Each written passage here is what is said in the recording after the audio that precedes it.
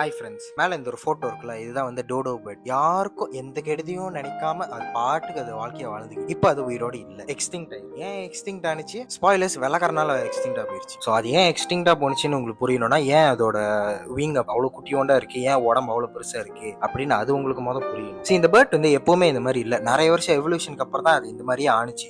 இது வந்து time of extinction அப்போ இந்த ஒரு இவால்வ் ஆகி இப்படிதான் இருந்துச்சு. ஸோ இந்த பேர்ட் இருக்குல்ல, இந்த பேர்ட் தான் வந்து நிக்கோபா பீச்சுன்னு சொல்லுவாங்க. இட் இஸ் பிலீவ் தட் இந்த டோடோ வெர்ஷன் இப்போ ஒரு போட்டோ காட்டினல அதுக்கு முன்னாடி இந்த மாதிரி ஒரு பிஜன் மாதிரி தான் இருந்துச்சு, அதால பறக்கவும் முடியும். ஸோ அந்த பேர்ட் வந்து சவுத் ஈஸ்ட் ஏஷியால இருந்து மொரிஷியஸ்க்கு வந்து மைக்ரேட் ஆகி போனிச்சு ஒரு நல்ல வாழ்க்கையை தேடி. ஏன்னா அந்த நல்ல வாழ்க்கையும் கிடைச்சிச்சு. ஏன்னா மொரிஷியஸ் கிட்ட இருந்த நல்ல விஷயம் என்னதுன்னா, அங்க வந்து எந்த விதமான பிரெடேட்டரும் இல்ல, அங்க சாப்பாடு நிறைய இருந்துச்சு, நிறைய பழம் அதெல்லாம் நிறைய இருக்கு. ஸோ டோடோ பேர்ட் அதை பார்த்துட்டு இடம் நல்லா இருக்கு, நம்ம இங்கேயே தங்குவோம், இங்கேயே வாழ்க்கையை வாழுவோம் அப்படின்னு சொல்லி அங்கேயே தங்கிருச்சு. So as time went on, as generations went on, அவங்களுக்கு வந்து சாப்பாடு தேடுற அவசியமும் இல்லை. ஏன்னா வந்து அங்க இருக்கிற அந்த பழம் அதெல்லாம் வந்து மரத்துல இருந்தே விழுந்துரும். ஸோ அது பறந்து போய் அது பறிக்கணும்ன்ற அவசியமும் இல்லை, அது யார்கிட்டயும் சண்டை போடணுன்ற அவசியமும் இல்லை. ஸோ நாளாவ இப்படி ஆயிருச்சு. ஸோ ஃபன் ஃபேக்ட், ஏன் அந்த மாதிரி நம்பினாங்க அப்படின்னா, டோடோவோட போன்ஸ் எல்லாம் கிடைச்சிச்சு.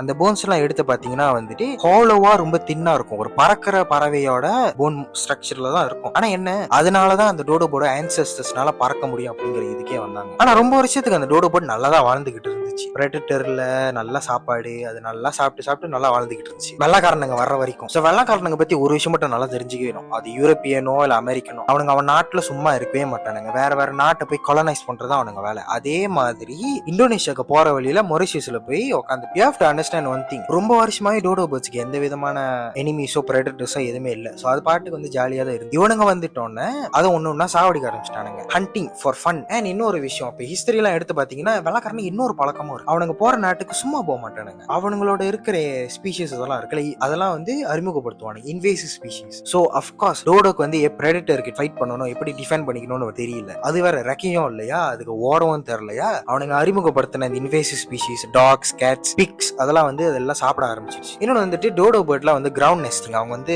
தரையிலே தான் வந்து முட்டை போடுவாங்க, அதுவும் ஒரு முட்டை தான் போடுவாங்க, அந்த ஆஸ்திரிச் கோழி மாதிரி. ஸோ அந்த மாதிரி தரையிலே போடும்போது அது பண்ணிலாம் எடுத்து அதையும் சாப்பிட்டுருச்சு. அண்ட் இன் ஃபியூ இயர்ஸ் எல்லாமே ஹண்ட் பண்ணி எல்லாம் அந்த இன்வேசிவ் ஸ்பீஷிஸ் அதெல்லாம் சாப்பிட்டு எல்லாம் கதையும் முடிஞ்சிருச்சு, எல்லாம் செத்து போச்சு. அது பாட்டுக்கு அது ஒண்ணு அதோட வேலை உண்டுன்னு இருந்துச்சு, ஏதோ ஒரு தீவில அதுக்கு பாட்டுக்கு அதை வாழ்க்கையை வாழ்ந்துகிட்டு இருந்துச்சு. நல்லா இருந்தா பிடிக்காத, however மனசை தளர வேணாம் friends, there is still hope. ஏன்னா இப்போ எப்படி எக்ஸ்டிங்க்டான மிருகத்தெல்லாம் எப்படி திருப்பி கொண்டு வருதுன்னு சயின்டிஸ்ட்லாம் ரீசர்ச் பண்ணிக்கிட்டு இருக்காங்க friends. So there is a chance, திருப்பி வரதுக்கு ஒரு சான்ஸ். ஹேஷ்டேக் டோடோபட் பண்ணுங்க ஃப்ரெண்ட்ஸ். ஸோ எனிவேஸ் ஃப்ரெண்ட்ஸ், அடுத்த வீடியோவில் உங்களை பார்க்குறேன். லைக் பண்ணுங்க, ஷேர் பண்ணுங்க, அப்புறம் அப்படியே ஃபாலோ பண்ணி விட்டுருங்க. ரொம்ப ரொம்ப நன்றி.